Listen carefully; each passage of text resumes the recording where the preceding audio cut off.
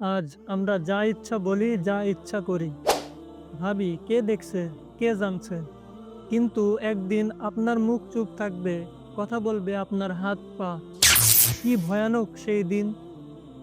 আল কোরআনে আল্লাহ তাআলা বলেন, সেদিন আমরা তাদের মুখে মোহর এঁটে দেব, আর তাদের হাত আমাদের সাথে কথা বলবে, তাদের পা সাক্ষ্য দিবে তারা কি করত।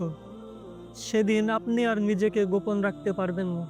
যা করেছেন ভাই প্রকাশ পাবে সেদিন আপনার অঙ্গ প্রত্যঙ্গের দ্বারা। আপনার চোখ বলবে সে কি দেখেছে, আপনার কান বলবে সে কি শুনেছে, আপনার হাত বলবে সে কি করেছে, আর আপনার পা বলবে সে কোথায় গিয়েছিল। আর আপনার জবান থাকবে একেবারে নিস্তব্ধ। আপনি চাইলে এখনোই বদলে যেতে পারেন।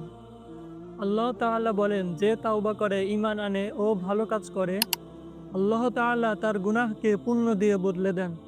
সেদিন আপনার অঙ্গ যেন আপনার পক্ষে সাক্ষ্য দেয়।